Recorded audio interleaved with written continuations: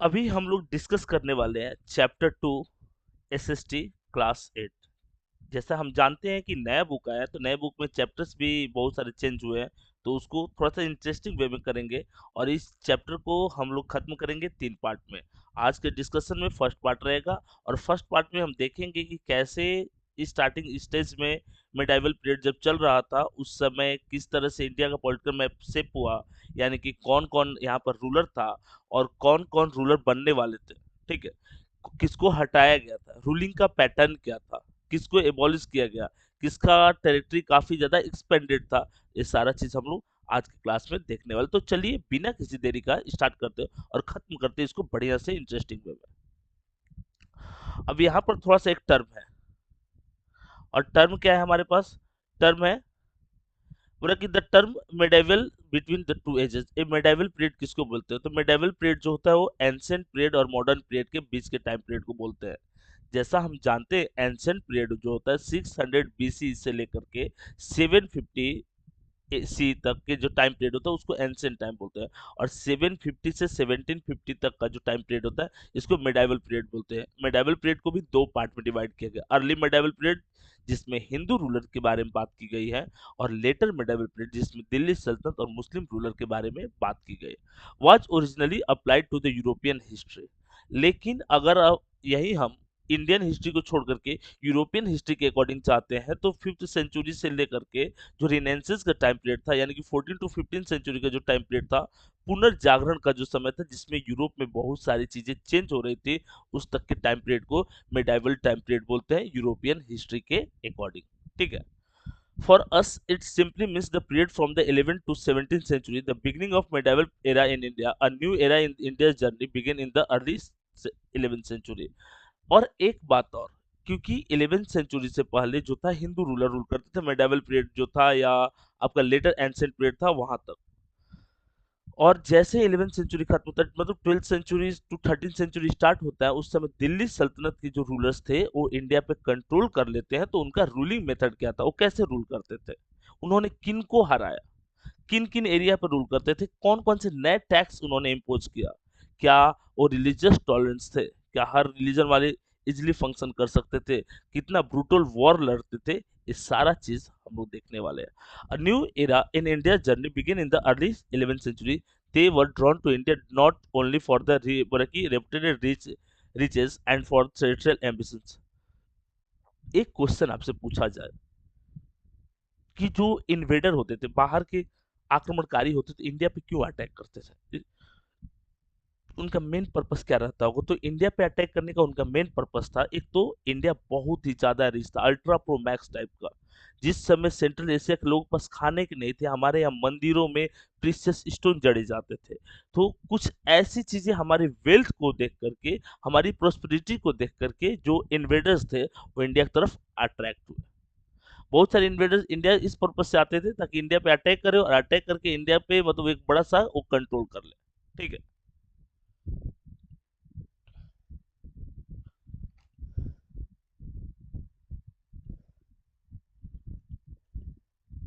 अब rise and fall of the Delhi सल्तनत।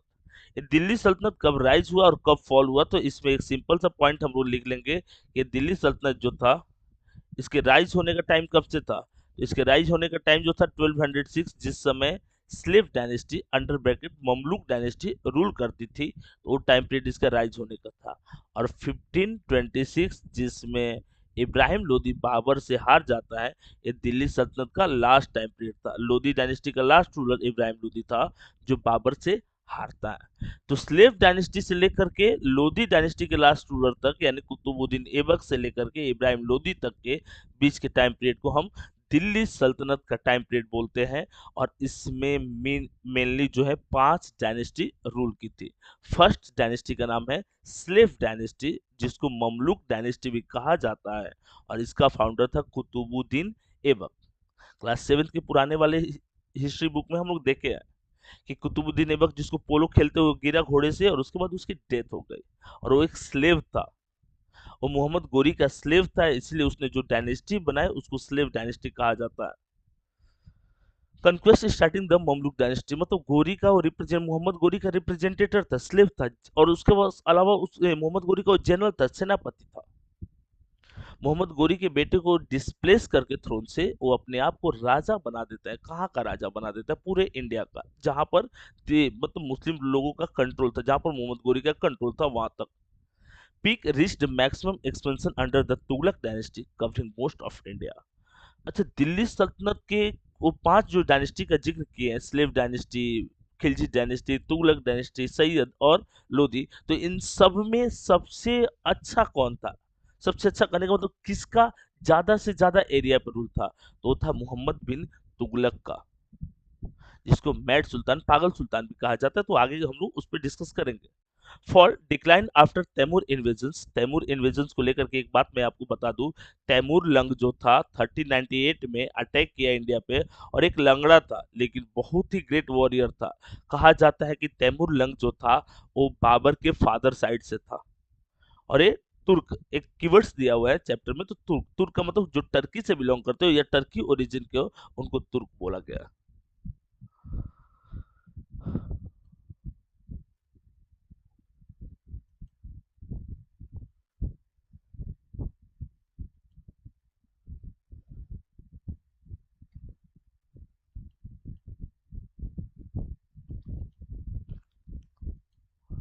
अच्छा, अब अभी हम लोग मतलब एक इंपॉर्टेंट क्वेश्चन आता है इसमें कि अलाउद्दीन खिलजी का एडमिनिस्ट्रेटिव मेथड क्या था? अलाउद्दीन खिलजी कैसे रूल करता था?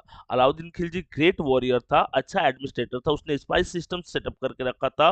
और अगर उसके राज्य में आप कोई चीटिंग करते हो, तो चीटिंग करने के क्रम में वो आपको पकड़ के जेल में नहीं डालेगा, वो पकड़ के आपके आपने जितनी मतलब गुड्स का चीटिंग किया है, तो आपकी बॉडी से उतना फ्लेश वो निकाल लेता था। सेंट्रल अथॉरिटी की बात करते हैं, believed in divine right, shadow of God, blocked noble उलेमा इंटरफेरेंस, बोला कि बैंड सीक्रेट नोबल मीटिंग्स। मतलब कि कोई secret noble meeting, noble meeting का मतलब नोबल्स लोग किसको बोलते हैं? तो जो कोर्ट में हायर अथॉरिटी होते हैं उसको नोबल बोलते हैं। तो उन नोबलों की कोई मीटिंग नहीं होगी। अच्छा स्पाइस सिस्टम था। मान लो उसको पता चलता कि ये नोबल जो है वो हमें अपोज करे, तो उनको हार्डली पनिश कर देता था। स्टैंडिंग आर्मी, फर्स्ट सुल्तान वो विथ परमानेंट आर्मी, मतलब पूरे सुल्तान में, सुल्तान का मतलब मुस्लिम रूलर में ये पहला वो पर्सन था जिसके पास स्टैंडिंग आर्मी थी। इंट्रोड्यूस दाग, हॉर्स ब्रांचिंग एंड हुलिया, soldiers registered, paid soldiers in the cash. Soldier को कैश में पेमेंट किया जाता था। सोल्जर को बोला गया कि अपना फेस बदल लो, और इसके अलावा दाग, हॉर्स ब्रांडिंग जैसा वो चीज सेटअप किया। रेवेन्यू सिस्टम 50% लैंड टैक्स, खरज फर्स्ट टू यूज मेजरमेंट, बल्कि payments for the assessments, added से कैटल्स, चेराई एंड हाउस टैक्सेस। मतलब 50% जो था वो लैंड पे टैक्स लेता था, और लैंड टैक्स को खरज कहा गया है। वन वर्ड इसका क्वेश्चन है कि what is the other name of land tax? तो other name of land tax को खरज बोलेंगे। प्रोविंशियल स्ट्रक्चर की बात करते हैं तो 11 provinces with governors directly appoint by the sultans, district परगना विद द अमील्स to as a tax collector. परगना जो होता था वो डिस्ट्रिक्ट को कहा जाता है, और 11 provinces with governors directly appointed by sultans. Governors को कौन अपॉइंट करते थे? तो गवर्नर को सुल्तान अपॉइंट करते थे।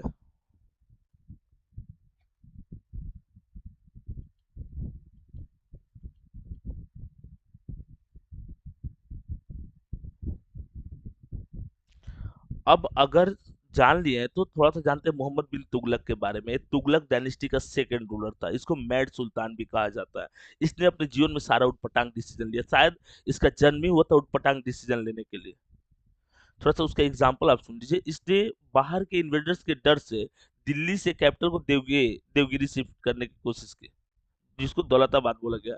कोशिश क्या की, यहाँ से वो शिफ्ट करके चले भी गए थे। मोर देन 1000 किलोमीटर का डिस्टेंस था, और इतने ज्यादा दूर लोग पैदल कैसे जाएंगे? तो एक तो यहाँ से दिल्ली से पैक करके लोग जाते हैं, उसके बाद रास्ते में बहुत सारे लोगों की डेथ हो जाती है। फिर वहां से जब पानी की कमी होती है वहां पर देवगिरी में, तो फिर से वापस इनको लौटना पड़ता है। कहाँ लौटना पड़ता है?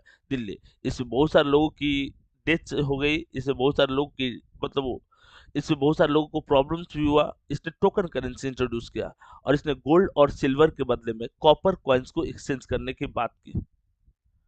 जिसके कारण ट्रेजरी मतलब खाली हो गया। इसने अपने यहाँ के जो टॉप मोस्ट ऑफिसर्स थे, जैसे संधि विग्राही का, जो फॉरेन मिनिस्टर्स थे, जो फाइनेंस मिनिस्टर थे, जो हेल्थ मिनिस्टर थे, उनको हटा करके अपने घर की माली, अपने घर के गार्डनर्स, अपने घर की रसोईया, इन सबको काम दे दिया उस पोजीशन पे।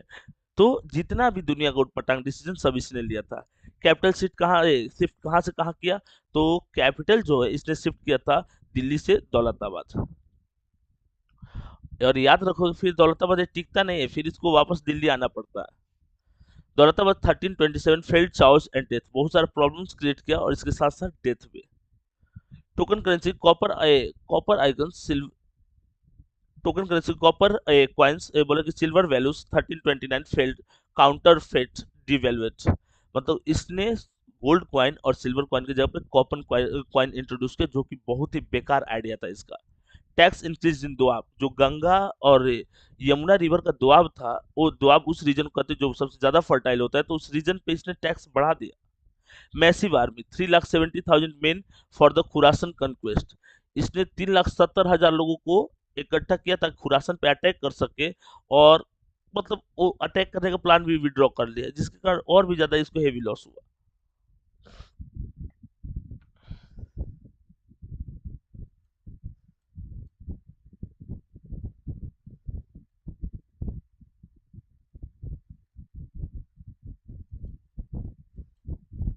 अच्छा, इधर जाजिया क्या था? जाजिया एक इस प्रकार का टैक्स था जो नन मुस्लिम से लिया जाता था अलग से, कि अगर मुस्लिम नहीं तो आपको अलग से टैक्स देना पड़ेगा।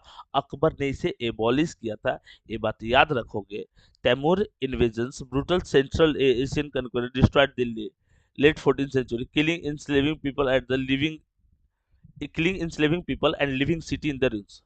तैमूर ने 1398 में इंडिया पे अटैक किया, इंडिया के शहरों को बर्बाद किया। वो एक लंगड़ा था, और पहले ही डिस्कस किया हम लोग इसमें कि वो बाबर के फादर साइड से था। Timur goals war against infidels, plunders with their wealth, withdraw with the huge, plunders living jobs. अब यहाँ पर क्या बोल रहा है कि तैमूर गोल्स क्या था? वॉर अगेंस्ट इनफेडल्स, मतलब जो भी लोग जो थे इनफेडल्स, मतलब कि काफिर इसको कहा गया है, कि नन मुस्लिम थे, उनको कन्वर्ट करके मुस्लिम बना लेंगे।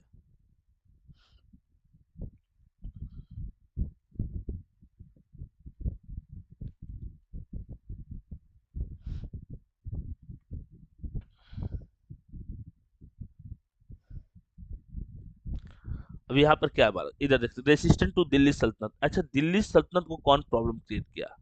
दिल्ली सल्तनत के राह में रोड़ा कौन बन रहा था?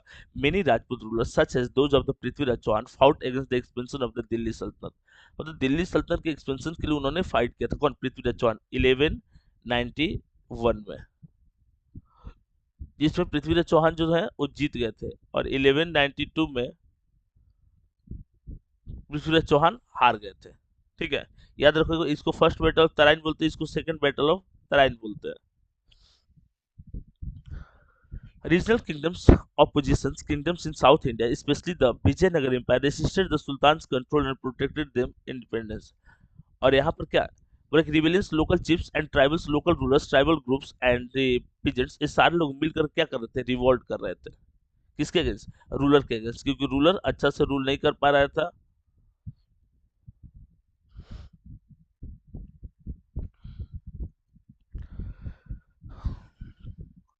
Became part of the Vijayanagar Empire due to the repeated invasion and internal conflict. The Hoysal kingdom weakened and was absorbed into the Vijayanagar Empire in the mid 17th century।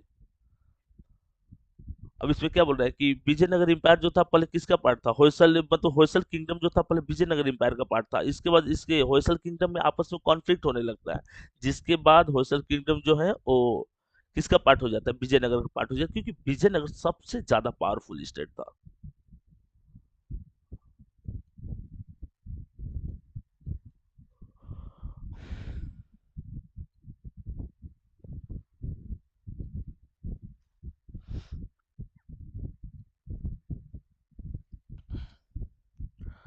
अब यहाँ पर भी एक पॉइंट रीजनल से सुल्तान सल्तनत and resistance to Delhi, rise of the independent सल्तनत। The Delhi सल्तनत वीकेंड एज इंडिपेंडेंट रीजनल सल्तनत सच एज बहमनी सुल्तान emerges and control different part of the India. अच्छा, इसके बाद दिल्ली के जो रूलर्स वीक हुए तो इसके बाद जिस एरिया पे रूल करते थे मुगल डायनेस्टी वाले, वहां पर कुछ जो वहां पर रिप्रेजेंटेटिव थे वो अपने आप को इंडिपेंडेंट डिक्लेयर कर ले। Resistance by Rana Kumbha of the Mewar kingdom successfully resist invasion sultans from the सल्तनत एंड प्रोटेक्टेड हिज किंगडम्स। तो उन्होंने क्या किया, राणा कुंभा की अगर बात करते हैं तो राणा कुंभा मेवाड़ का one of the greatest ruler में से एक था, और उसने अपने किंगडम को बचाने के लिए दुनिया का सेकंड जो है दुनिया का सेकंड लॉन्गेस्ट जो है वॉल उसने बनवाया था, फोर्ट बनाया था, जिसकी लेंथ टोटल 34 किलोमीटर के आसपास है।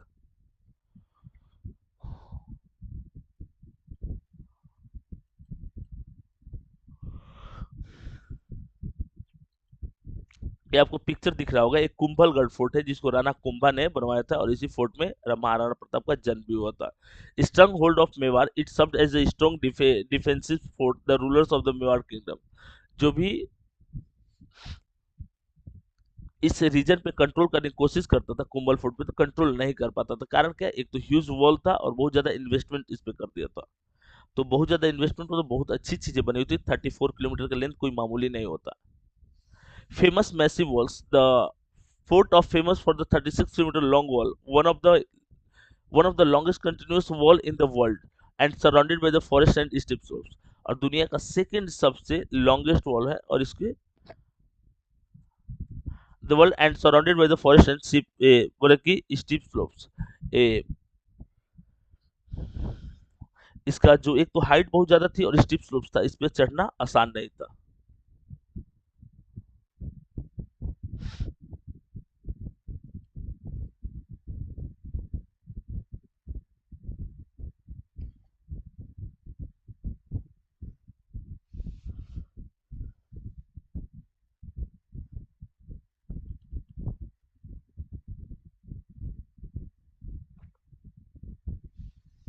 अच्छा, विजयनगर एम्पायर की बात करते हैं तो foundation of the Vijayanagara empire after rejecting the authority of the Delhi सल्तनत की अथॉरिटीज को इन्होंने रिजेक्ट किया, और इन्होंने अपना एक इंडिपेंडेंट किंगडम बनाया जिसके फाउंडर थे हरिहर और Bukka. Vijayanagara empire after rejecting the authority of the Delhi सल्तनत की अथॉरिटी मानने से इनकार कर देते हैं और अपने लिए इंडिपेंडेंट किंगडम बनाते हैं। Major power in south India, the Vijayanagara empire become a strong and influential kingdom. Vijayanagara empire क्या था, स्ट्रॉन्ग और इन्फ्लुएंशियल किंगडम था। Emerging a major centre of the power in southern India. मतलब मेजर जो पावर का centre point था वो Vijayanagara empire ही था। Rivals and wars the empire frequently fought against the Bahmani सल्तनत, द दिल्ली सल्तनत and the Gajapati kingdom. Delhi सल्तनत, बहमनी सल्तनत और गजपति किंगडम, यहाँ तक ये लोग छोटे छोटे रीजनल जो स्टेट्स थे वो काफी ज्यादा पावरफुल हो गए थे।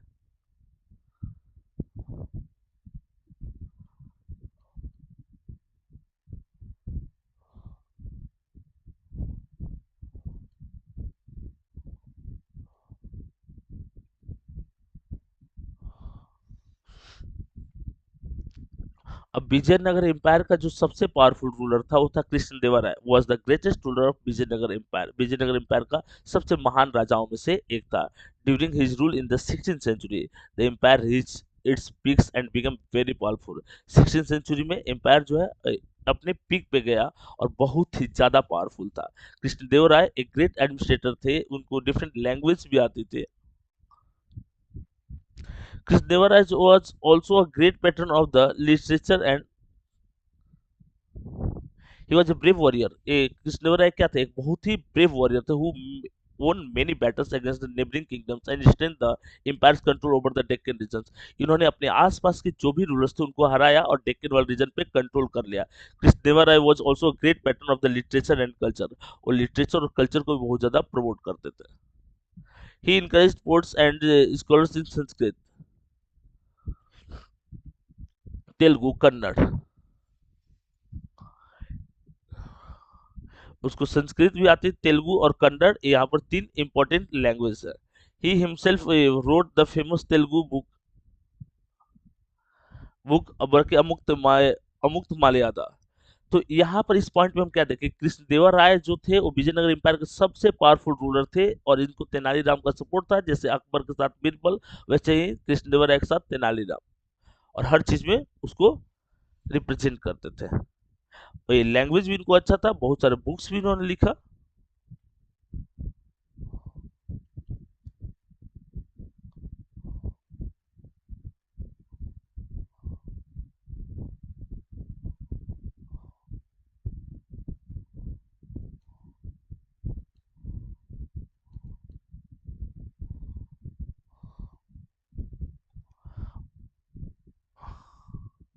अब थोड़ा सा बालक हम लोग विजयनगर एम्पायर में दो टेम्पल के बारे में बात करें, बड़ा ही फेमस सा टेम्पल है। फर्स्ट टेम्पल जो है वो है आपका विरूपशखा टेम्पल, ठीक है। और सेकंड जो है विठाला टेम्पल है। तो अगर फर्स्ट टेम्पल की बात करते हैं जिसको विरूपशखा टेम्पल बोलते हैं, is located in Hampi the Vijayanagara district of Karnataka India. ये विजयनगर डिस्ट्रिक्ट कर्नाटका के इंडिया में, इंडिया के, तो कर्नाटका जो रीजन है विजयनगर एम्पायर, वहां पर कौन सा टेम्पल, विरूपशखा टेम्पल फेमस है जो 7th सेंचुरी में बनाया गया था। It is dedicated to the Virupaksha और lord form of Shiva. Virupaksha किसके वो रिप्रेजेंटेटिव है, मतलब विरूपशखा जो टेम्पल है वो किस गॉड को रिप्रेजेंट करता है, तो शिवा को। इमेज द फॉलोइंग का क्वेश्चन बनेगा, इसको आप कर लोगे। The highlight of Vitthala temple is its impressive pillars, halls and stone chariots. Second जो विठ्ठला टेम्पल जो है वो लॉर्ड विष्णु को शो करता है, याद रखोगे इस बात को। और जो विरूपशखा जो है वो लॉर्ड शिवा को शो करता है। Pillared halls and stone chariots, the halls are carved with on overwhelming army of, the halls are covered with the overwhelming की array of sculptures on the giant granite pillars। मतलब इसके जो parts है उसको इतनी अच्छा से बनाया जा रहा है कि वो भी काफी दर्शनीय रहेगा। और ये कहाँ पर है, विशाला टेम्पल और विजयनगर। और इस तरह से हम लोग इस चैप्टर का जो फर्स्ट पार्ट था उसको खत्म करते हैं। इसके बाद ऐसा कुछ भी, मतलब इसके अलावा पार्ट 2 और पार्ट 3 भी हम लोग जल्दी उसको खत्म करेंगे। उसके बाद अभी हमारा जो मेन टारगेट है, जो न्यू बुक आया है, उस बुक का जो भी क्लास का न्यू बुक आया है उसके कुछ चैप्टर्स को मतलब ला करके बैलेंस कर दे, ताकि चीजें आगे चल करके बहुत आसान रहेगी। और सबसे इम्पोर्टेंट सी बात कि आपको अगर अपना प्रिपरेशन बेहतरीन करना है, तो प्रिपरेशन बेहतरीन करने के लिए आप हमारे साथ जुड़ सकते हैं। फ्री ऑफ कॉस्ट है, 24/7 अवेलेबल है। इसके अलावा आपको चैप्टर का नोट्स, क्वेश्चन बैंक, उसके अलावा क्वेश्चन प्रैक्टिस, डीपीपी और वीडियो एक्सप्लेनेशन आसानी से फ्री ऑफ कॉस्ट ये सारी चीजें आपको मिल रही हैं। तो आप सबसे पहले क्या कीजिएगा, सबसे पहले आप हमारे साथ जुड़िए और अपने एकेडमिक जो पैटर्न है, एकेडमिक जो आप एजुकेशन से, उसको और भी बेटर वे में कंप्लीट कीजिए। चलिए मिलते हैं, तब तक के लिए धन्यवाद।